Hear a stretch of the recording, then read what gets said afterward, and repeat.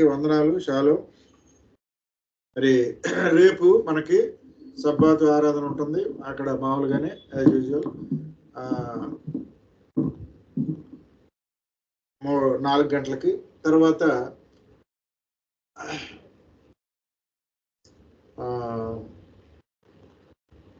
ఎల్లుండి ఆదివారం సాయంత్రం 6 గంటలకి అమృతవాణిలో పస్కా పండుగ ప్రభురాత్రి భోజనం ఉంటుంది. అందరూ సిద్ధపడి మరి అక్కడికి త్వరగా రావాలని కోరుతున్నాను. తర్వాత 22వ తారీఖు 12 గంటలకి శిలువ ధ్యానం వైఎంసీలో ఉంటుంది. అటు తర్వాత 25 సాయంకాలం పునరుద్ధాన పండుగ కూడా వైఎంసీలోనే ఉంటుంది. కాబట్టి రేపు సబ్బాతు అంటే ఇప్పుడు మొదటి ప్రార్థన అనుకుంటే రేపు రెండో ప్రార్థన, మళ్ళా పస్కా ప్రార్థన, శిలువ ధ్యానం, మళ్ళా పునరుద్ధానం 3. అంటే మొత్తం ఇవాళతో కలుపుకుంటే 1, 2, 3, 4, 5 ప్రార్థనలు ఈ వారంలో మనకు వరుసనే వస్తాయి.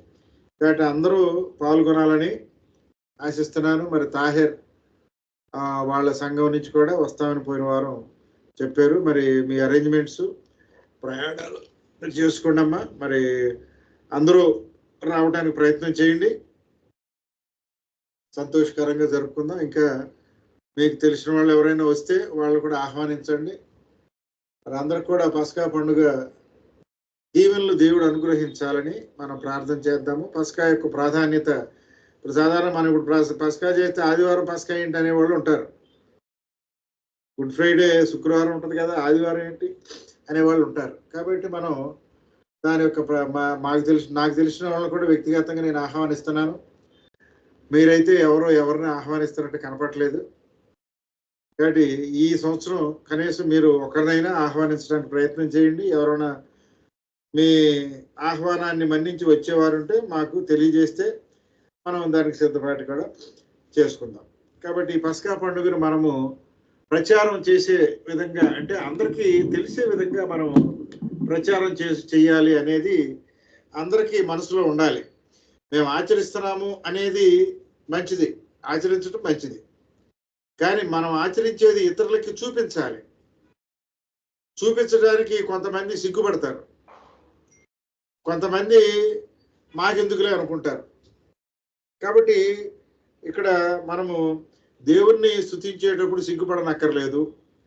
రెండోది, చెప్పవలసిన బాధ్యత మనకుంది.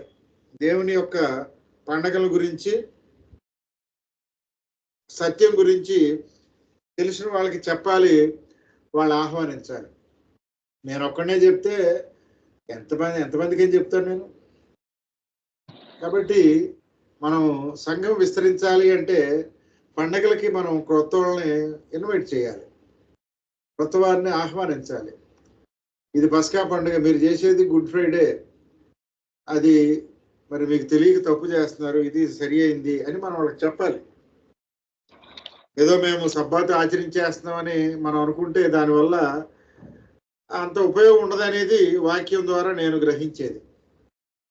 మీరు వినువారుగా ఉంటే లాభం లేదు, క్రియారూపంగా చేసేవారై ఉండాలి. వింటాం కానీ క్రియారూపంలో చేయట్లేదు అనేది నేను కూడా ఎక్కువగా బాధపడుతున్నాను. కాబట్టి సంఘంలో క్రియలు చేసేవారు ఉన్నప్పుడు సంఘము అభివృద్ధి చెందుతుంది. అట్టి విధంగా మన సంఘము అభివృద్ధి చెందాలని నేను ఆశిస్తున్నాను. అది దేవుని యొక్క ఉద్దేశం. కాబట్టి మనము చాలా సీరియస్గా ఉండాలి సంఘం విషయాల్లో. టేక్ ఇట్ ఈజీగా ఉంటారు చాలామంది. టేక్ ఇట్ ఈజీ అంటే yes I'm doing my duty, నేను దేవుని ఆజ్ఞను పాటిస్తున్నాను కదా, సబ్బాతును ఆచరిస్తున్నాను కదా అనుకుంటారు. That is not enough. మనము దాన్ని ఇతరులకు కూడా ప్రకటించడం అనేది మనకి డ్యూటీ. ఆ డ్యూటీ మీరు సరిగ్గా చేస్తున్నారా లేదా మిమ్మల్ని మీరు ప్రశ్నించుకోండి. నేను మిమ్మల్ని ఎవరిని ప్రశ్నించడం లేదు, నేను ఓన్లీ ఐఎమ్ ప్రకటిస్తున్నా, ఏం చేయాలో చెప్తున్నాను అంతవరకే. నేను ఈ విధంగా చేయండి, ఆ విధంగా చేయండి అని ఎవరికి నేను చెప్పట్లా. మనము ద్వితీయోపదేశకాండంలో నేను పోయిన వారం ఏడవ ఆజ్ఞ నేర్చుకున్నాను. 7వ ఆజ్ఞ ఏంటండి? What is 7th commandment? నరహత్య చేయకూడదు. ఒకసారి చూసి చెప్పండి, చూసి చెప్పండి. 7వ ఆజ్ఞ, ద్వితీయోపదేశకాండం 5వ అధ్యాయం 7వ ఆజ్ఞ చెప్పండి, ఏమనుంది?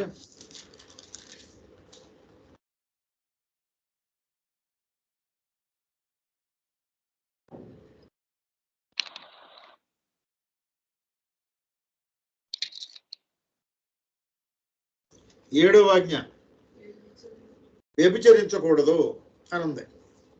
7వ ఆజ్ఞ. మొదటి ఆజ్ఞ ఏంటండి? First commandment.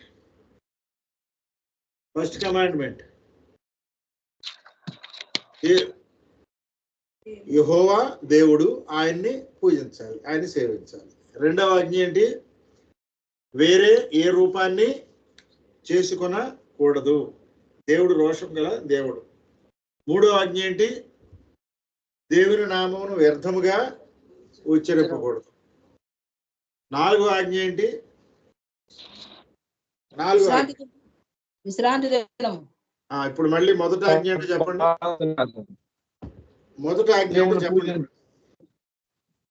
మొదటి ఆజ్ఞ చాలా మంది చెప్పరు. మనం మనం మనం చెప్తాం కానీ మొదటి ఆజ్ఞ ఏంటో సడన్ గా చెప్పలేం మనం. చెప్పండి ఇప్పుడు మళ్ళీ. యెహోవా దేవుడు ఒక్కడే, దేవుడు ఒక్కడే, యెహోవా దేవుడు, ఆయన తప్ప వేరొకరిని పూజించకూడదు. మొదటి ఆజ్ఞ. ఇంకొకరు 2వ ఆజ్ఞ చెప్పండి. ఇంకొకరు 2వ ఆజ్ఞ. ఫస్ట్ బైబిల్ చూసి చెప్తున్నారు. మీరు బైబిల్ చూసేది నాకు కనపడుతుంది, చూడకుండా చెప్పాలి ఎవరన్నా. 2వ ఆజ్ఞ ఏంటి? వేరే ఎటువంటి రూపాన్ని చేసుకొనకూడదు, పూజింపకూడదు. అంతేనా? ఏమో వింటున్నట్టు లేదు, ఎవరు అవును కాదని చెప్పట్లే. ఏమన్నా లేవని ప్రభాత నా మాట వినపడుతుందా? లియోని ప్రభాత నా మాట వినపడుతుందమ్మా?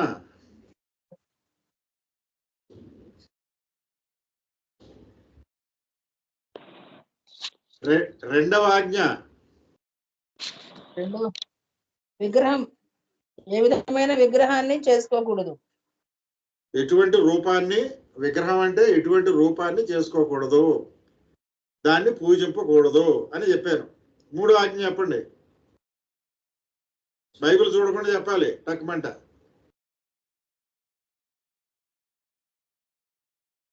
మరి మనం ఆజ్ఞలు ఏమి నేర్చుకుంటున్నాం?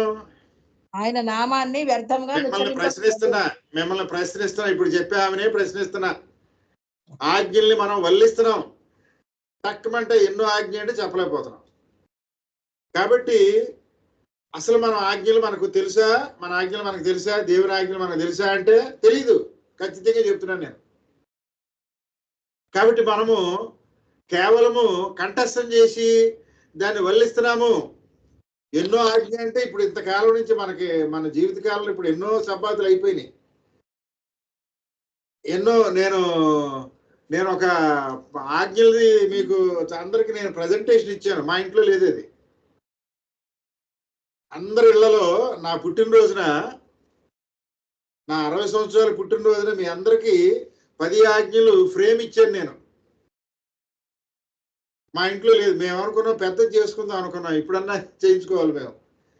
సరే, నేను ఎందుకు చెప్తున్నానంటే అక్కడ మొదటి ఆజ్ఞ ఏది, 2వ ఆజ్ఞ ఏది చాలా క్లుప్తంగా తయారు చేసి ఇచ్చాం, కానీ మనం చెప్పలేకపోతున్నాం. మొదటి ఆజ్ఞ ఏంటండి? మొదటి ఆజ్ఞ ఏంటి? మొదటి ఆజ్ఞ నేను తప్ప వేరొక దేవుడు మీకు ఉండకూడదు. నేను అలా చెప్పలే. మీ సొంతగా బైబిల్లో చూసి చదువుతున్నారు. నేను అలా చెప్పలా. దేవుడు ఒక్కడే, యెహోవా దేవుడు, ఆయన తప్పించి ఎవరు పూజింపకూడదు అని నా భాషలో చెప్పాను. నేను చెప్పిన భాషలో అడుగుతున్నా. ఇప్పుడు రెండవది ఏం చెప్పాను నేను? ఉండకూడదు. ఏమండి? రెండవది దేని రూపంనైనను విగ్రహంనైనను చేసుకొనకూడదు, వాటికి సాగిలి పడకూడదు. అది చేయకూడదు, రూపాన్ని చేయకూడదు, పూజింపకూడదు. అంటే సింప్లిఫైగా చెప్తున్నాను, సింపుల్ గా చెప్తున్నా. ఏ రూపాన్ని చేయకూడదు, పూజింపకూడదు. ఇప్పుడు మూడోది చెప్పండి ఇంకొకరు ఎవరన్నా. మూడవ ఆజ్ఞ, దేవుడైన యెహోవా నామం వ్యర్థంగా ఉచ్చరింపకూడదు. దేవుని నామమును వ్యర్థముగా ఉచ్చరింపకూడదు. దేవుని నామమును వ్యర్థముగా ఉచ్చరింపకూడదు. ఇప్పుడు నాలుగో ఆజ్ఞ చెప్పండి ఎవరన్నా. తల్లిదండ్రులను సబ్బాతును ఆచరించాలి, సబ్బాతును ఆచరించాలి, పరిశుద్ధముగా ఆచరించాలి. ఎన్నోది? ఈ 4 దేవునికి సంబంధించిన ఆజ్ఞలు. ఈ 4 ఇప్పుడు వెనక నుంచి ముందుకు వెళ్తున్నా. 4వ ఆజ్ఞ చెప్పండి. 4వ ఆజ్ఞ, 4వ ఆజ్ఞ, 4వది విశ్రాంతి దినం. సబ్బాతును పరిశుద్ధముగా ఆచరించాలి. 3వ ఆజ్ఞ, 3వ ఆజ్ఞ, 3వది నీ దేవుడైన యెహోవా నామమును వ్యర్థంగా ఉచ్చరింపకూడదు. దేవుని నామమును వ్యర్థముగా సింపుల్ గా నేను ఒక సెంటెన్స్ లో అడుగుతున్నా. దేవుని నామమును వ్యర్థముగా ఉచ్చరింపకూడదు. 2వది నేను తప్ప వేరొక దేవుడిని ఉండకూడదు. ఏ రూపమును చేసుకొనకూడదు, దాన్ని పూజింపకూడదు. ఏ రూపాన్ని చేసుకోకూడదు, దాన్ని పూజింపకూడదు. మొదటి ఆజ్ఞ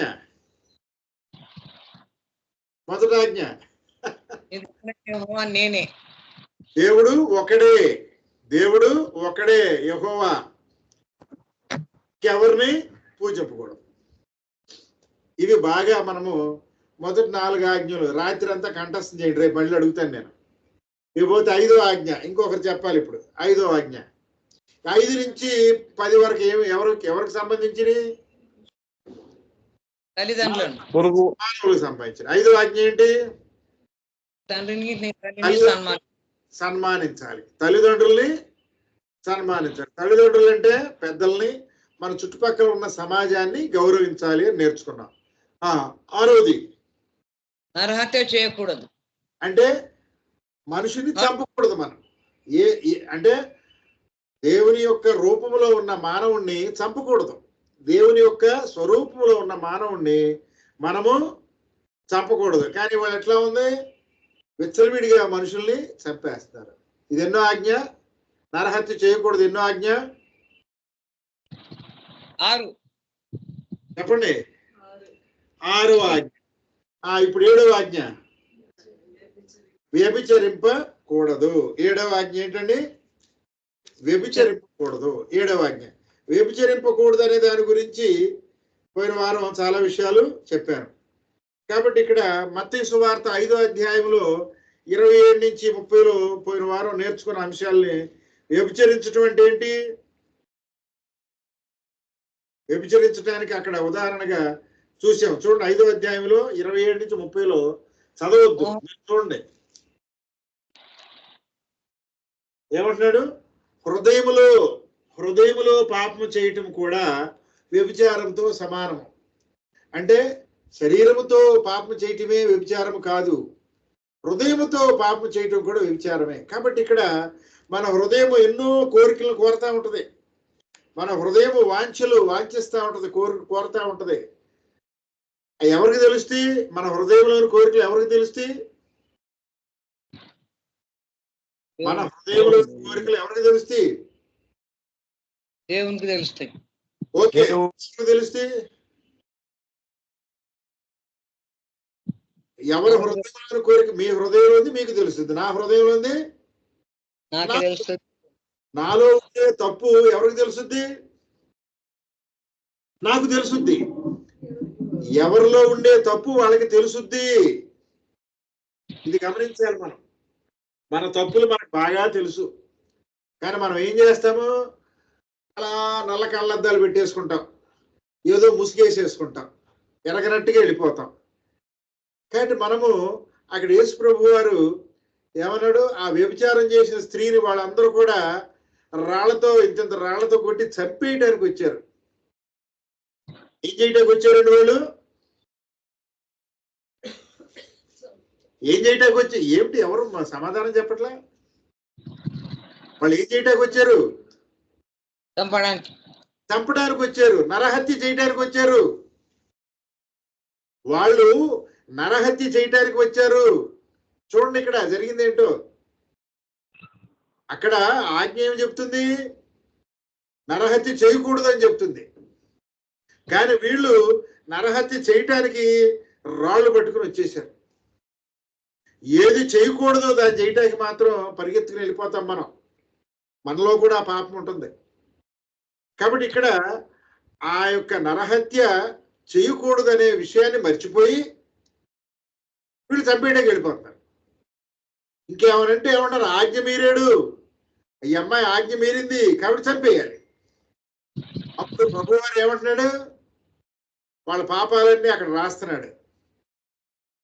అంటే ఇతరుల్ని శిక్షించాలి అంటే నరహత్య అంటే ఇక్కడ ఒక పాపము చేసినప్పుడు ఒక జీవిని చంపాలి అంటే ఆ చంపే హక్కు ఎవరికి ఉంటుంది?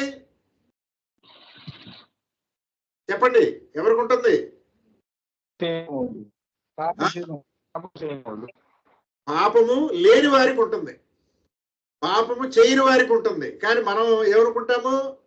నాలో పాపం లేదని నేను అనుకుంటా, నేను పాస్టర్ కాబట్టి, నేను వాక్యం చెప్తున్నాను కాబట్టి, నేను నీతిమంతుడని నేను అనుకుంటే నేను గుడ్డివాడిని.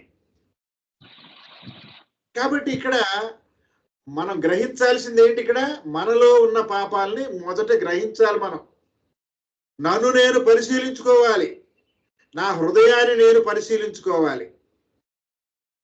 కాబట్టి దేవుని వాక్యాన్ని నేర్చుకునేటప్పుడు, ఆజ్ఞల్ని మనం అనుసరించేటప్పుడు మనం వల్లిస్తాము, కానీ మనల్ని మనం పరిశీలించుకోము. ఈ ఆజ్ఞల్ని నేను నేర్చుకున్నానా సరిగ్గా? దానిని నేను సరిగ్గా అర్థం చేసుకున్నానా? దాన్ని నేను పాటిస్తున్నానా అని వారం వారం ఈ మొదటి ఆజ్ఞను నేను గైకున్నానా, రెండవ ఆజ్ఞను నేను గైకున్నానా అని సబ్బాతుకు వచ్చే ముందు మనం ఎవరైనా పరిశీలించుకుంటామా? నా మటుకు నేను పరిశీలించుకోను. ఏం చేస్తాను? వాక్యం సిద్ధపడతాను. వాక్యం సిద్ధపడి ఎంత తొందరగా ఆ టయానికి ప్రార్థన మొదలు పెట్టాలని చూస్తాం. కానీ మనం చేయాల్సింది ఏంటి? నేనైనా మీరైనా ప్రార్థనకి వెళ్లే ముందు ఈ ఆజ్ఞల్లో నేను దేన్నైనా మీరేనా? మొదటి ఆజ్ఞ నేను ఈ వారం అంతా గైకొన్నానా? రెండవ ఆజ్ఞ నేను గైకొన్నానా? మూడవ ఆజ్ఞ నేను గైకొన్నానా? 4, 5, 6, 7, 8, 9, 10 గైకొన్నానా అని మనల్ని మనం పరిశీలించుకున్న తర్వాత మనం ఆజ్ఞల్ని ఉచ్చరించాలి. అక్కడ పస్కా పండుగలో ఏమని ఉంటుంది? నువ్వు ప్రభురాత్రి భోజనానికి వచ్చే ముందు నీ సహోదరుని ఎడలు నువ్వు పాపం చేసుంటే క్షమాపణ పొందిరా అని వాక్యం చెప్తుంది. అలాగే మనం కూడా ఏం చేయాలండి? సబ్బాతుకు వచ్చే ముందు మనం ఆజ్ఞలు కనుక మీరితే మనం ఇందులో మోకరించి, అయ్యా ఇదిగో ఈ 6 రోజుల్లో ఈ తప్పు చేశాను, నేను నన్ను క్షమించు ప్రభువా, క్షమించు ప్రభువా అని మనము వేదనతో దుఃఖముతో ప్రార్థన చేయాలి. పాపాన్ని ఒప్పుకోవాలి, పాపాన్ని కన్నీటితో కడుక్కోవాలి. ప్రియ దేవుని సంగమా, కేవలం మనము మరి పలుకులు చిలక పలుకుల్లాగా పలుకుతున్నామా, లేకపోతే క్రియారూపంలో వాక్యాన్ని అనుసరిస్తున్నామా? ఒక్కసారి మనల్ని మనం పరిశీలించుకుందాం. ఎందుకంటే రేపు పస్కాలో మనము ఎంతవరకు పరిశుద్ధులుగా పవిత్రతను కలిగి ఉంటాము? కేవలము వల్లించేవారిగా, చెప్పేవారిగా, వినేవారిగా కాకుండా క్రియారూపంలో మనం చేసేవారిగా, వాక్యాన్ని ఇతరులకు అందించేవారిగా మనం ఉన్నామా? కాబట్టి మనము 7వ ఆజ్ఞ వ్యభిచరించకూడదు అంటే మనం దేన్ని ఆశించటం, మరి దేవుడి కంటే ఎక్కువగా దేన్ని ప్రేమించకూడదు అనే విషయాల్ని మనము గమనించాలి. అది కూడా వ్యభిచారంతో సమానమే. ఇకపోతే అంటే ఉదాహరణ, దేవుడి కంటే దేన్ని, ఉదాహరణకి ఒక పురుషుడు ఒక స్త్రీని వివాహం చేసుకున్నాడు, ఆ స్త్రీని కాకుండా ఇంకొక స్త్రీని మోహించాడు అనుకోండి, అది వ్యభిచారం కింద లెక్క. అలాగే దేవుణ్ణి తప్పించి మనము ఇంకొక విగ్రహాన్ని మనము కంటితో గాని హృదయంతో గాని ఆ పూజా భావంతో చూస్తే అది విగ్రహారాధన కింద వస్తుంది. ఇన్ని విషయాలు ఉన్నాయి 10 ఆజ్ఞల్లో. కాబట్టి మనం తెలియకుండా చాలాసార్లు ఆజ్ఞలు అతిక్రమిస్తూ ఉంటాము అనే విషయాన్ని మనము గమనించుకోవాలి. ఇప్పుడు మనము 8వ ఆజ్ఞ చూద్దాం. 8వ ఆజ్ఞ చూడండి, 19వ వచనంలో ఉంటుంది. 19వ వచనం చదవండి. 8వ వచనం, 19వ వచనం, 5:19. 5:19.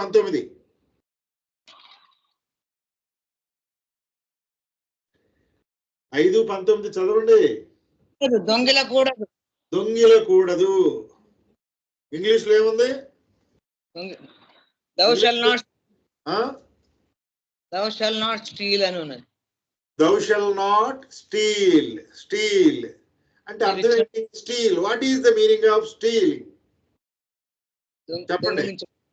దొంగిలించడం అంటే ఏమిటి? దొంగిలించటము అనగా ఏమిటి చెప్పాలి. ఇప్పుడు ఐ వాంట్ ద ఆన్సర్. ఎందుకంటే ఎవరైనా చెప్పొచ్చు. ఇద్దరు ముగ్గురు కూడా చెప్పండి, తప్పే. ఇతరులది తెలియకుండా తీసుకుంటాం. మనది కాని దాన్ని తీసుకోవటం దొంగతనం. ఓకే, ఇంకొకరు ఎవరైనా చెప్పండి. ఇంకా ఒక వస్తువును చూసి ఆశపడడం. ఒక వస్తువును చూసి ఆశపడటం కూడా దొంగతనమే. ఇంకా ఏమైనా ఉన్నాయా? దేవునికి ఇవ్వాల్సింది ఇవ్వకుండా ఉండడం దొంగతనం. దేవునికి ఇవ్వాల్సింది ఇవ్వకుండా ఉండటం కూడా దొంగతనమే. చూసారా ఎన్ని వచ్చినాయో? ఈ విధంగా మనము వాక్యాన్ని విభజించి కట్టింగ్ ద వర్డ్ అంటాం. కట్టింగ్ ద వర్డ్ అనే మా పదాన్ని చూస్తాం. ఈ కట్టింగ్ ద వర్డ్ అనే పదాన్ని మీకు ఇంత ముందు కూడా చూపించాను. ఊరికే మళ్ళా మీకు గుర్తు చేయడానికి మళ్ళీ ఒకసారి చూపిస్తాను. కానీ చాలాసార్లు నేను కొన్ని మీకు చెప్తూ ఉంటాను, నాకు ఎవరు గుర్తు చేయరు.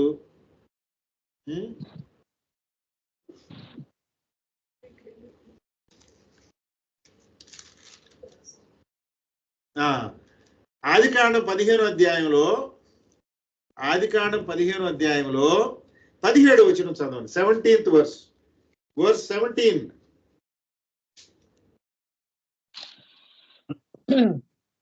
మరియు ప్రొద్దుగుంకి కటిక చీకటి పడినప్పుడు రాజుచున్న పొయ్యయు అగ్ని జ్వాలయను కనబడి ఆ ఖండముల మధ్య నడిచిపోయెను. అది ఇంగ్లీష్ లో చదవండి. ఒక్క నిమిషం అమ్మా. 10వ వచనం కూడా చదువు. 10వ వచనం. అతడు అవన్నీ తీసుకొని వాటిని నడుముకు ఖండించి దేని ఖండమును దాని ఖండమునకు ఎదురుగా ఉంచెను. పక్షులను అతడు ఖండింపలేదు. ఇప్పుడు 17వ వచనం చదువు. మరియు ప్రొద్దుగుంకి కటిక చీకటి పడినప్పుడు రాజుచున్న పొయ్యయు అగ్నిజ్వాలలను కనబడి ఆ ఖండముల మధ్య నడిచిపోయెను. ఎవరు నడిచిపోయారు? ఇంగ్లీష్ లో చదవండి ఒకసారి. ఇప్పుడు చెప్పిన 10వ వచనం 17వ వచనం. 10th verse and 17th verse. 15, 15, 10 to 17. Abraham brought all these to him, cut him into two, and arranged the halves opposite each other. The birds, however, he did not cut into half. ఏమనుందమ్మా అక్కడ? Abraham brought all these to him, cut them into and arranged the halves opposite each other. Cut them అనే పదాన్ని మనం చూస్తాం. Cutting. ఎక్కడ వరకు cutting? నడుముకు, ఆ జంతువుల్ని నడుముకు కట్టింగ్, మధ్యకు కట్ చేసాడు, మాంసం ముక్కలు కట్ చేసినట్టుగా. ఇప్పుడు 17లో ఏమో చూడండి. 17th verse. When the sun had set and darkness has fallen, a smoking fire pot with a blazing torch appeared and passed between the pieces. కాబట్టి ఆ మధ్యలోంచి ఎవరు వెళ్ళారండి? అగ్ని జ్వాలలు వెళ్ళినట్టుగా మనం చూస్తాం. ఆ ఖండాల మధ్యలోంచి అగ్ని జ్వాల. ఈ కట్టింగ్ ద వర్డ్ అనే పదం దీంట్లోంచి మనం తీసుకుంటాం. దీనిలో ఎంతో గూఢార్థము ఉన్నది. ఇప్పుడు అది చెప్పడానికి సమయం సరిపోదు. కాబట్టి కటింగ్ ద వర్డ్,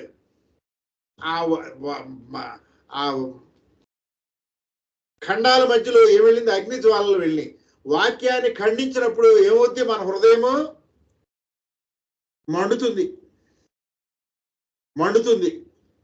కాబట్టి ఇక్కడ మనము వాక్యాన్ని పరిశీలించాలి, పరిశోధించాలి. Cutting the word of God. ఈ 8వ ఆజ్ఞ ఏం చెప్తున్నాడు? దొంగిలకూడదు. మలాకి 3:8-10. మలాకి 3:8-10 ఏం చెప్తుంది? దేవుని యొద్ద దొంగిలునా? అయితే మీరు నా యొద్ద దొంగిలితిరి. దేని విషయంలో మేము నీ యొద్ద దొంగిలితిమని మీరు అడుగుదురు. 10వ భాగమును ప్రతిష్టాపనలను ఇయ్యక దొంగిలితిరి. ఇక్కడ దొంగతనానికి ఇంకొక డెఫినేషన్ మనం చూస్తున్నాం. ఏంటది? ఈ డెఫినేషన్ ఏంటి? ఇక్కడ దొంగతనం అంటే మామూలుగా ఏంటి? దొంగతనం అంటే ఏంటి? మనది కాని వస్తువుని తీసుకోవటం.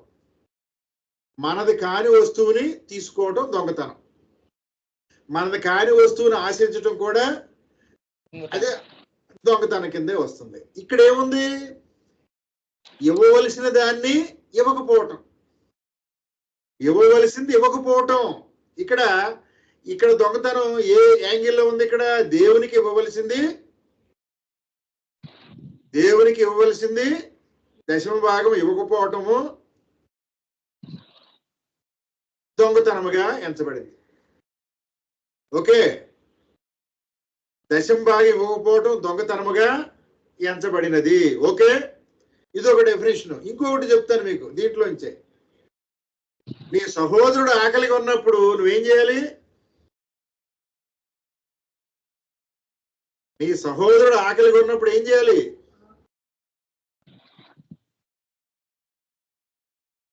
ఏంటి, ఎవరు వినపట్లేదా? నీ సహోదరుడు ఆకలిగా ఉన్నప్పుడు నువ్వేం చేయాలి? దీనస్థితిలో ఉన్నప్పుడు ఏం చేయాలి? ఆహారం పెట్టాలి, వాళ్ళకి సహాయం చేయాలి. ఏంటి, ఎవరికి వినపట్లేదా? నాకు ఆన్సర్ వద్దని చెప్పట్లేదా? దొంగతనాల్లో రకాలు చెప్తున్నాను నేను. యాకోబు పత్రిక 1వ అధ్యాయము 27వ వచనం.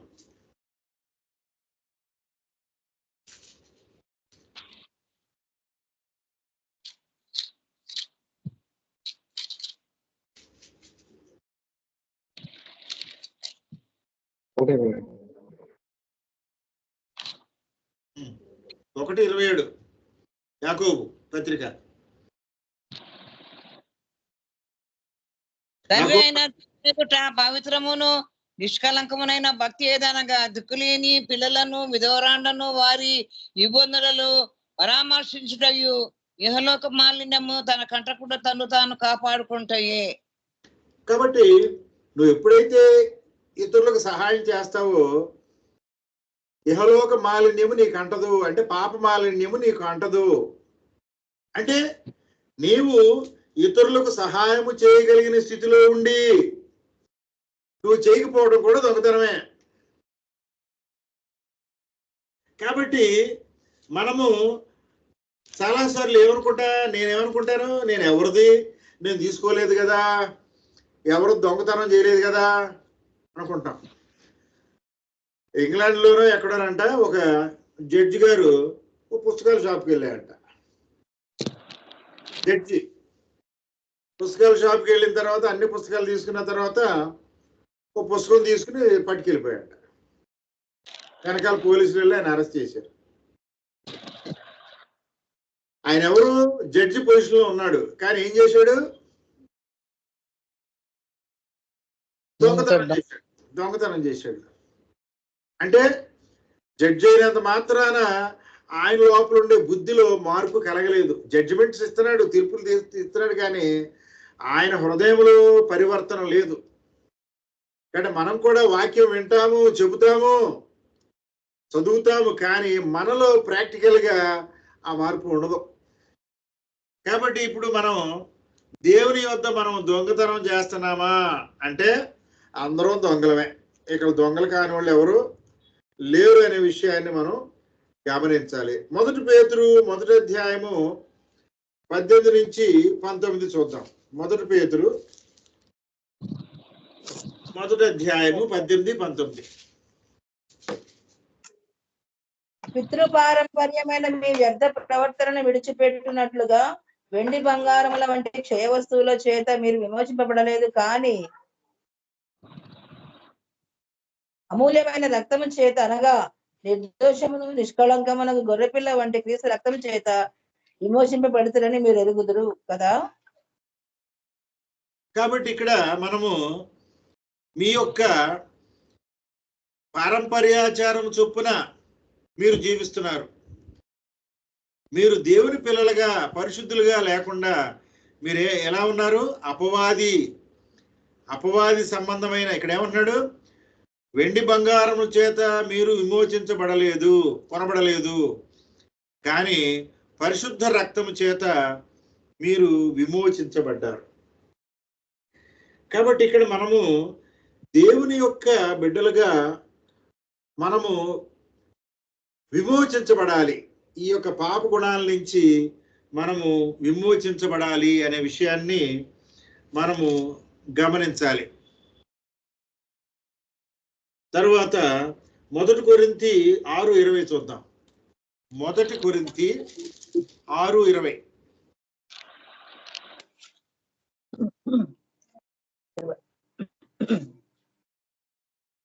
విలువ పెట్టి కొనబడిన వారు కనుక మీ దేహముతో దేవుని మహిమపరచుడి. కాబట్టి ఈ 2 వచనాల్లో మనం ఏం చేస్తున్నాము? మనము విలువ పెట్టి కొనబడిన వారము, రాజులముగా ఉన్నాము. ఎక్కడుంది ఇది? ఇప్పుడు ఇంతకుముందు మనం చదువుకున్న పేతురు రాసిన పత్రికలో మీరు విలువ పెట్టి కొనబడిన వారు అని, అమూల్యమైన రక్తం చేత కొనబడ్డారని చెప్పి అక్కడ ఉంది. ఏది? 1 పేతురులో. తర్వాత అదే పేతురు గారు ఏమని చెప్తాడు? 2వ అధ్యాయంలో 9వ వచనం, 2:9 ఏమంటాడు? రాజులైన యాజక సమూహముగా, పరిశుద్ధ జనముగా, దేవుని సొత్తుగా ఉన్నారు. కాబట్టి నువ్వు రాజుగా ఉన్నావు అంటే అర్థం ఏంటి? రాజుగా ఉన్నావంటే నీకు అన్ని ఇచ్చాడు దేవుడు, నీకేం కావాలో అన్ని ఇచ్చాడు. కాబట్టి నువ్వు ఇతరులది ఆశించవలసిన అవసరం లేదు. నీకు ఇతరుల దగ్గర నుంచి దొంగతనం చేయవలసిన అవసరం లేదు. నువ్వు ఎప్పుడైతే వాక్యాన్ని కలిగి ఉంటావో, నువ్వు ఎప్పుడైతే దేవుని సొత్తుగా, దేవుని బిడ్డగా ఉంటావో, నీవు రాజుగా ఉన్నావు, నీవు పరిశుద్ధత కలిగి ఉంటావు. నీలో అలాంటి తక్కువ లోపభూయిష్టమైన మనస్తత్వం మనకి ఉండకూడదు. దొంగతనం ఎప్పుడు చేస్తాం? మన హృదయము లోపము కలిగినదిగా ఉన్నప్పుడు, మనలో ఆ తక్కువ స్వభావం మనలో ఉన్నప్పుడు మనము చేస్తాం. కాబట్టి 1 కొరింథీ పత్రిక ఏమని చెప్తుందండి? 6:20 ఏమని చెప్తున్నారు? మీరు విలువ పెట్టి కొనబడిన వారు, మెస్సయ్య రక్తము చేత కొనబడిన వారు, మీరెంతో విలువ కలిగిన వారు. కాబట్టి ఇలాంటి చిల్లర పనులు చేయకూడదు. నాకు చెప్పాను కదా, ఒక జడ్జి దొంగతనం చేసేయంటే ఆయన స్థాయి ఏంటి? ఇవాళ రాజకీయ నాయకులు మరి ఎన్ని దొంగతనాలు చేస్తున్నారు, మన కళ్ళ ముందు చూస్తున్నాం. కాబట్టి మనం అలా ఉండకూడదు. విలువ పెట్టి కొనబడిన వారము అంటే హృదయము నీతితో నింపబడి ఉండాలి. ఎఫెసీ 4:28 కూడా చూద్దాం. ఎఫెసీ 4:28.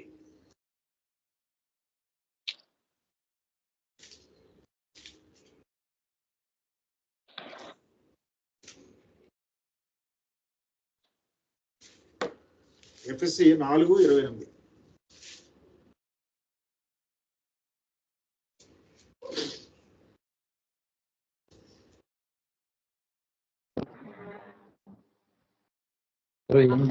చోటియకుడి దొంగిలు వాడు ఇక మీదట దొంగిలిక అక్కరగల వానికి పంచిపెట్టుటకు వీలు కలుగు నిమిత్తము తన చేతులతో మంచి పని చేయుచు కష్టపడవలెను. కాబట్టి ఇక్కడ వాక్యం ఏమి చెబుతుంది? ఒకరికొకరము అవయములై ఉన్నాము. మనందరూ కూడా సంఘములో అవయములుగా ఉన్నాము, మెస్సయ్య దేహముగా ఉన్నాము. కాబట్టి అబద్ధం ఆడకూడదు, పాపం చేయకూడదు అని చెప్తూ 27 వచనం ఏం చెప్తుంది? అపవాదికి చోటు ఇయ్యకుడి. అంటే ఆజ్ఞాతి క్రమం అంటే అపవాది మనలో ప్రవేశించినప్పుడు మనలో ఏమవుతుంది? ఆజ్ఞను అతిక్రమిస్తాము. అవ్వమ్మతో అపవాది మాట్లాడినప్పుడు ఆజ్ఞను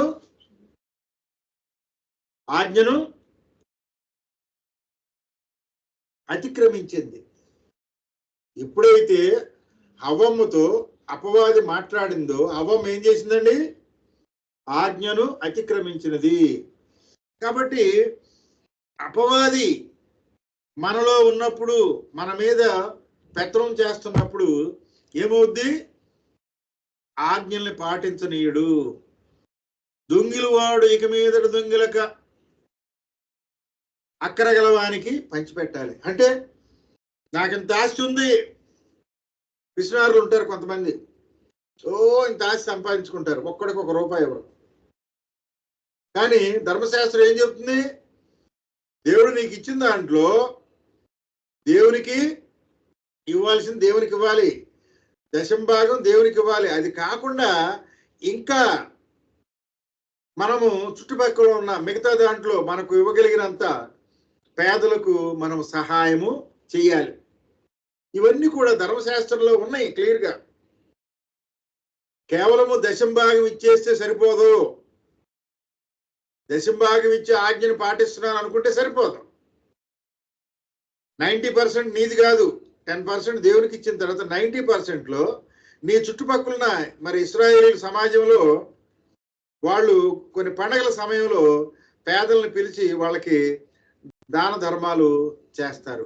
బట్టలు లేని వాళ్ళకి బట్టలు ఇవ్వటము, ఆహారం లేని వాళ్ళకి ఆహారం ఇవ్వటం, ఈ విధంగా చారిటబుల్ యాక్టివిటీస్ వాళ్ళు చేస్తూ ఉంటారు. కాబట్టి మనము దేవునికి ఇవ్వాల్సింది దేవునికి ఇవ్వాలి, సమాజానికి ఇవ్వాల్సింది సమాజానికి ఇవ్వాలి. అందుకే ఇక్కడ చాలా స్పష్టంగా ఎఫెసీయులకు రాసిన పత్రికలో ఈ విషయము రాయబడింది. ఏమిటండి? అక్కరగలవానికి పంచిపెట్టు, తన చేతులతో మంచి పని చేయుచు కష్టపడాలి. కాబట్టి దేవుడు మనకిచ్చిన ఈవుల్ని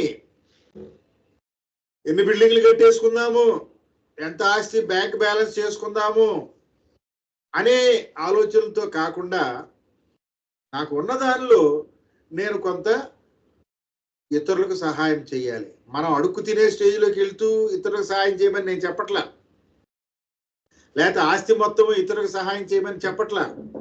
చేయగలిగినంత దేవుడు మనకు ఇచ్చిన దానిలో మనం చేయగలిగినంత సహాయము సమాజంలో మన చుట్టుపక్కల ఉన్న వారికి చెయ్యాలి. ఆ విధంగా చేయకపోవటం కూడా అంటే నాకు చాలాసార్లు మనసు కొంచెం గాయపడతా ఉంటాను. కొన్నిసార్లు ఆ కారులో వెళ్తూ ఎవరికన్నా పేదవాళ్ళకు ₹10 ఇద్దాం అనుకుంటాం. ఆ సమయంలో ఆ సిగ్నల్ పట్టడం వాళ్ళకి ఇవ్వటానికి కుదరదు. చాలా మనసు ఎందుకు పిండేసినట్టు అవుద్ది నాకు. కాబట్టి మనము చేతనైనంత వరకు, వాళ్ళు నిజంగా అడుగు తినే స్టేజ్లో ఉన్నారో లేదో మనల్ని అడుగుతున్నారు, మన చేతనైనంత వరకు ఇవ్వటం మన డ్యూటీ. కాబట్టి మనము దేవునికి ఇచ్చేది దేవునికి ఇవ్వాలి, సమాజానికి ఇచ్చేది సమాజానికి ఇవ్వాలి అనే విషయాన్ని మనము గ్రహించాలి. ఇకపోతే 5:20 ద్వితీయోపదేశకాండం 5:20 చదువుకుందాం. 5:20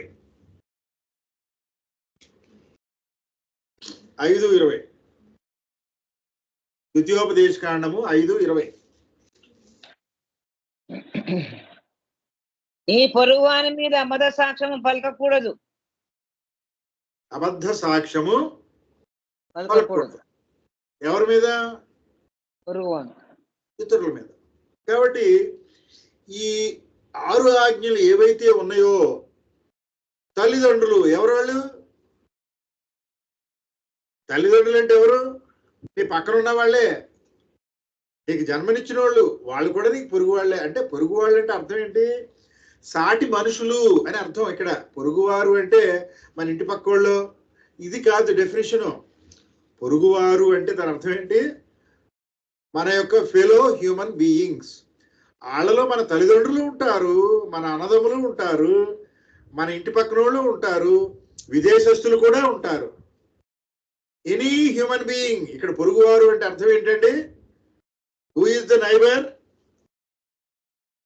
హూ ఈజ్ ద నైబర్? యేసు యేసుప్రభు వారు మెస్సయ్య ఒక ఉపమానం కూడా చెప్పాడు కదా, ఈ పొరుగువారి మీద ఉందా ఉపమానం? ఉపమానం చెప్పాడా లేదా? ఒక వ్యక్తిని కొడతారు, కొట్టినప్పుడు పడిపోయి ఉంటాడు, పడిపోయినప్పుడు ఒకడు చూసి వెళ్ళిపోతాడు ఒక పరిచయుడు, ఇంకొకడు వచ్చి దగ్గరికి వచ్చి వెళ్తాడు, ఇంకొకడు వచ్చి సుంకరేంది ఒక సుంకరేనా సమరయుడు చేంజ్ చేస్తాడు, అతను తీసుకెళ్లి సత్రంలో పెడతాడు, హాస్పిటల్లో జాయిన్ చేస్తాడు. వీరిలో నీ పొరుగువాడు ఎవరు అని ప్రశ్న వేస్తాడు. కాబట్టి ఇక్కడ పొరుగువాడు అంటే అర్థం ఏంటండి? మన చుట్టుపక్కల ఉన్న మానవులందరూ మనకు పొరుగు వాళ్ళే, అవర్ నైబర్స్. అంతేగాని నా ఇంటి పక్కోడు, మా దేశం పక్కోడు, ఎవరికాళ్ళే. Don't try to get self definitions. మన పక్కనున్న ఏ మనిషి అయినా మనకు నైబరే. మన పక్కన ఉండొచ్చు, వేరే దేశంలో ఉండొచ్చు, వాళ్ళందరూ మన నైబర్సే. అంటే ప్రపంచంలో ఉన్న మనుషులందరూ మనకు నైబర్సే. నేను తప్ప నా పక్కన ఉన్న వాళ్ళందరూ నాకు నైబర్సే. ఓకే, ఇప్పుడు అబద్ధ సాక్ష్యము పలకకూడదు. ఎవరి గురించి? నీ పొరుగు వారి గురించి అబద్ధ సాక్ష్యము పలకకూడదు కదా. అబద్ధ సాక్ష్యము అంటే ఏంటి? అబద్ధ సాక్ష్యము అంటే ఏంటి? మళ్ళీ ప్రశ్న. ప్రసంగం చేయకుండా ఎందుకే బాబు మమ్మల్ని చెప్తా అనుకునే వాళ్ళు ఉంటారా? నన్ను చెప్పండి. అబద్ధ సాక్ష్యం అంటే మన ఉద్దేశంలో ఏంటి? ఊరికే మనలో మనకు తెలిసింది ఏంటి మనం మాట్లాడుకుంటున్నాం అంతే, అంతకంటే ఏం లేదు. చెప్పండి అబద్ధ సాక్ష్యం అంటే. చెప్పండి, ఒక్కొక్కరు ఒక్కొక్క నిర్వచనం చెప్పండి. లేని దాన్ని ఉన్నట్టు అబద్ధ సాక్ష్యము. ఓకే, ఇంకొకరు లేని దాన్ని ఉన్నట్టు చెప్పడం అబద్ధ సాక్ష్యం. ఇంకొకరు తెలియని దాన్ని తెలుసు అనడం, అది కూడా అబద్ధ సాక్ష్యమే కదా. నాకు తెలియదు కానీ తెలిసినట్టుగా బిల్డప్ ఇచ్చేస్తా కదా, అది కూడా అబద్ధ సాక్ష్యమే. మరి ఓకే, బాగా చెప్పారు. ఇంకేమన్నా చెప్తారా?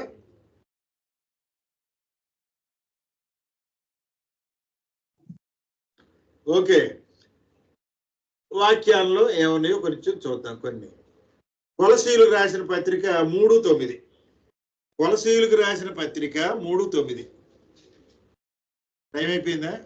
సరే, కొలసీ 3:9.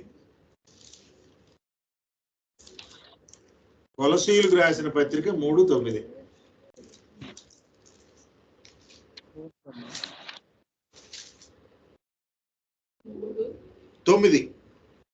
ఒకనితో ఒకడు అబద్ధమాడకుడి, ఏలైనగా ప్రాచీన స్వభావమును దాని క్రియలతో కూడా మీరు పరిత్యజించి జ్ఞానము కలుగు నిమిత్తము దాన్ని సృష్టించడం అని పోలిక చొప్పున నూతన పరచబడుచున్న నవీన స్వభావమును ధరించుకొని ఉన్నారు. కాబట్టి ఇక్కడ మనము ఒకరితో ఒకడు అబద్ధాలని ఆడకూడదు. అంటే లేని విషయాన్ని ఉన్నట్లుగా మనము చెప్పకూడదు. అంటే అబద్ధం అనేది ఒకరితో ఒకడే చెప్పుకుంటాం. ఒక మనిషితో ఇంకో మనిషి మాట్లాడతాడు. ఆ మాట్లాడేటప్పుడు ఏం చేస్తాడు? చూడండి చూసినట్లుగా, జరగంది జరిగినట్లుగా, లేనిది ఉన్నట్లుగా, వాక్యంలో లేనిది చెప్పండి, వాక్యంలో లేనిది ఉన్నట్లుగా. 10 ఆజ్ఞల్ని కొట్టివేశాడు అని చెప్పడం కూడా అబద్ధ సాక్ష్యమేగా. వాక్యంలో లేనిది ఉన్నట్లుగా బోధించడం కూడా అబద్ధ సాక్ష్యమే. Lie not to one another, seeing that ye have put off the old man with his deeds. కాబట్టి ప్రాచీన స్వభావము మనలో, అంటే ఈ అబద్ధ సాక్ష్యం అనేది మన పూర్వీకుల నుంచి, మన ప్రాచీనమైన ఆదాము హవ్వల నుంచి మనకు వస్తూ ఉన్నదే. ఆదాం గారు ఏమంటాడు? ఏమయ్యా ఆదాం గారు ఎందుకు తిన్నావయ్యా అంటాడు దేవుడు. అన్నాడా? అప్పుడు ఆదాం గారు ఏం సమాధానం చెప్తాడు?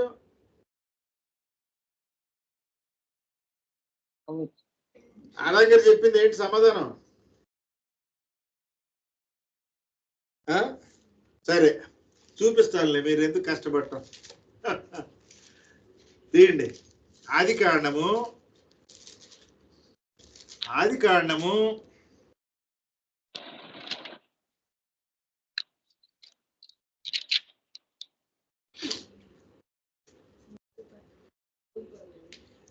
3:12 చూడండి.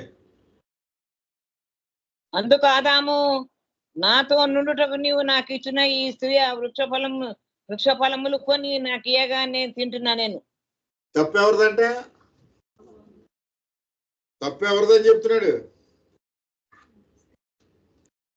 తప్పు ఎవరిదని ఆదాం గారు చెప్తున్నాడు. ఇక్కడ కాదు, మళ్ళీ చదవండి. అందుకు ఆదాము, నాతో నుండుటకు నీవు నాకు ఇచ్చిన ఈ స్త్రీ ఏ వృక్ష ఫలములు కొని నాకు ఇయ్యగా నేను తింటున్నాను. తప్పెవరిదని చెప్తున్నాడు. ఆదాం గారు ఉద్దేశం తప్పెవరిది?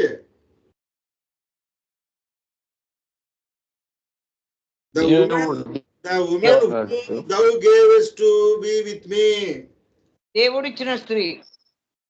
నువ్వు ఇచ్చావు కదయ్యా పెద్ద మనిషి, నువ్వేగా ఇచ్చింది. ఎవరా ఇచ్చింది? ఎవరు ఇచ్చింది? ఎవరండి? దేవుడు. ఇప్పుడు తప్పెవరిదంట చెప్పండి. ఆదాం గారి లెక్కలో తప్పెవరిది? దేవుడిదే.